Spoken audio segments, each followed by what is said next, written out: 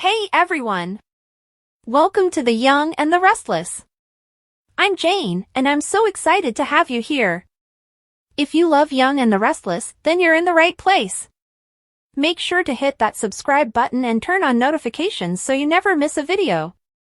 Alright, let's dive right in.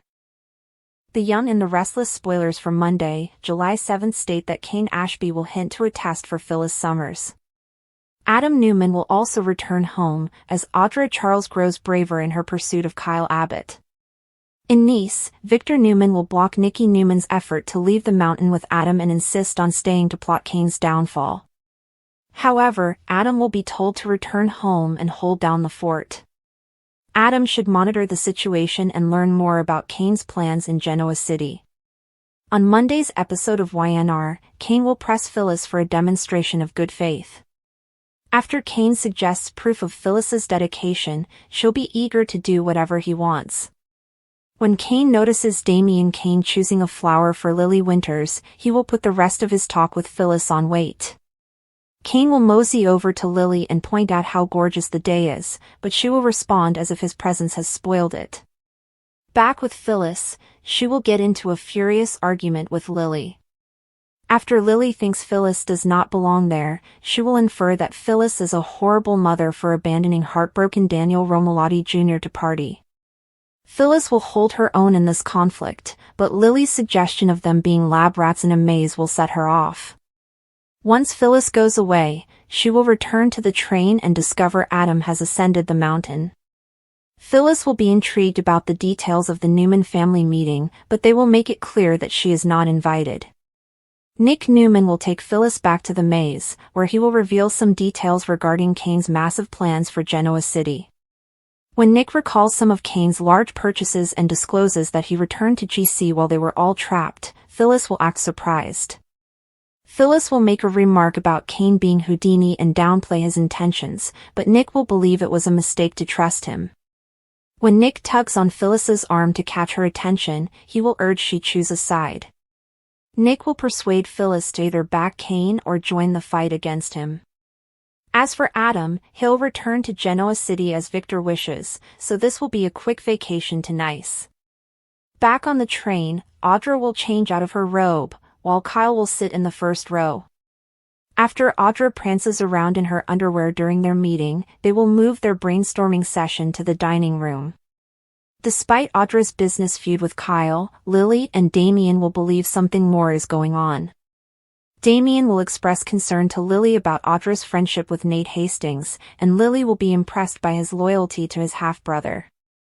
After getting to know Damien, Lily will wonder how she ever doubted her ability to trust him.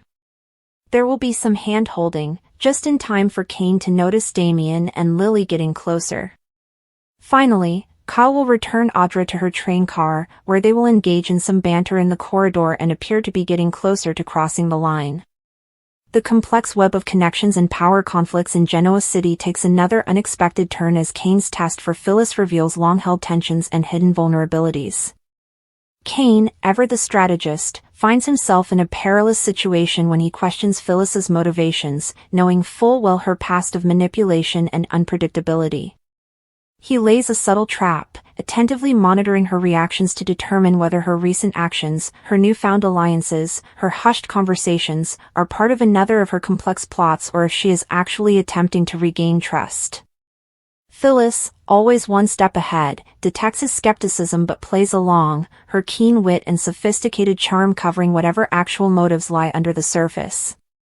Their conversations are fraught with unspoken tension, a ballet of deception in which neither is eager to fully show their hand.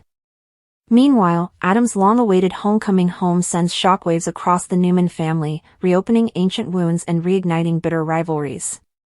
Adam's return to the fold is welcomed with mixed emotions, Victor's guarded approbation, Nick's simmering animosity, and Victoria's cautious curiosity, as his presence serves as a reminder of past betrayals and unsolved issues.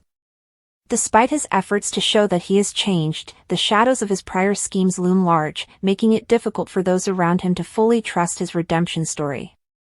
Adam's homecoming is more than just a personal reckoning, it serves as a catalyst for changing relationships within the Newman family, requiring each member to confront their own loyalties and grudges. Then there's Audra, whose daring moves in both career and relationship demonstrate her growing ambition and refusal to be overlooked. No longer content to play second fiddle, she exerts herself with newfound confidence, executing power moves that rattle even the most seasoned players in Genoa City's competitive corporate world.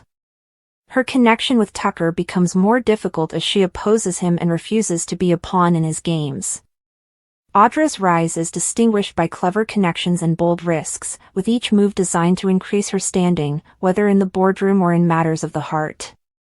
The intersection of these three storylines ignites a firestorm of drama. Cane's suspicions about Phyllis threaten to reveal secrets that could destabilize fragile alliances, Adam's return disrupts the delicate balance of the Newman dynasty, and Audra's ascent introduces a surprise wildcard. As loyalties are strained and hidden intentions emerge, the characters must negotiate a world in which trust is a liability and every action has far-reaching implications. Phyllis, ever the survivor, must decide whether to continue her manipulations or to engage in a rare moment of honesty to guarantee her future. Adam, troubled by his past, questions whether he can truly outrun his reputation or if history will repeat itself.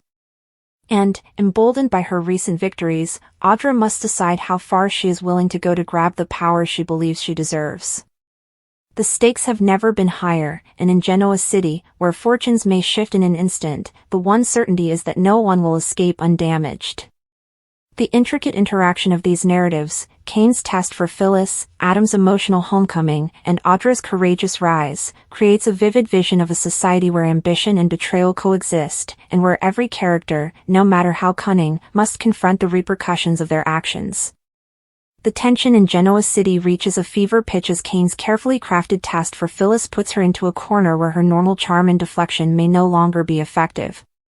Cane, despite his calm demeanor, is torn between pressing Phyllis to disclose her true character and projecting his own past betrayals onto her. Every conversation between them becomes a high-stakes game, layered with double meanings and veiled threats, as Cane drops subtle hints designed to unnerve her, while Phyllis, ever the master of reinvention, plays with his perceptions, leaving him wondering if she's the villain he suspects or a misunderstood woman looking for a second chance. The tension between them simmers, threatening to boil over, especially when outside forces, Jack's protectiveness, Billy's residual distrust, foment the fire, making it impossible for either to back down without losing face. Meanwhile, Adam's return causes ripples of dread throughout the Newman family, like a lit match thrown into a room full of explosives. Victor, ever the patriarch, observes with a mixture of pride and trepidation, his love for his son competing with his desire to manage the havoc Adam eventually brings. Nick, still hurt from previous betrayals, greets Adam with icy civility, his every word dripping with barely concealed contempt, while Victoria, ever the pragmatist, evaluates Adam's return through the lens of business, wondering if his sharp mind is an asset or if his unpredictable nature makes him a liability. Adam himself walks a tightrope, his carefully built facade of reformation being tested at every turn. Old habits speak in his ear, encouraging him to manipulate, plan, but the dread of losing what little acceptance he has keeps him in check, for the time being. And then there's Audra, whose rapid ascension from ambitious outsider to formidable player has everyone scrambling to accommodate to her newfound bravado.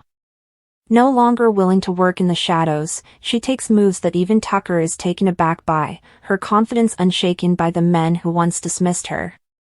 Her relationship with him develops into something far more complex than mentor and protege. It's a war of wills, with Audra refusing to be a puppet and Tucker divided between respect for her audacity and irritation with her determination to conform. Her affiliations move like sand, keeping adversaries guessing, and her personal life becomes as unpredictable as her professional one, with sexual relationships complicating her rise. The intersection of these three tales results in an explosive narrative in which every glance, speech, and decision carries weight. Cane's suspicions about Phyllis have the potential to destroy friendships that have taken years to form, exposing secrets that will send shockwaves through the Genoa City elite. Adam's attempts to reconcile with his family while escaping his past create an emotional pressure cooker, with one misstep potentially leading to another dramatic demise. And Audra's refusal to follow the established rules upends the entire power system, leaving both veterans and newcomers rushing to adapt or risk falling behind. Phyllis relishes in the pandemonium, as she always does, but she must also consider whether her constant scheming will eventually drive away the few people who remain willing to support her. Adam, haunted by ghosts of his own creation, must determine if he is actually capable of transformation or if he is doomed to repeat the destructive cycles that have defined his existence. Audra, riding high from her achievements, must decide how much of herself she is ready to give up in the chase of power, and whether the cost of success is worth losing the very identity that has brought her this far. In a world where trust is currency and betrayal is unavoidable, these three arcs intertwine to form a gripping story of ambition, redemption, and the never-ending pursuit of power, in which every character is both predator and prey, and the only certainty is that nothing in Genoa City ever stays quiet for long.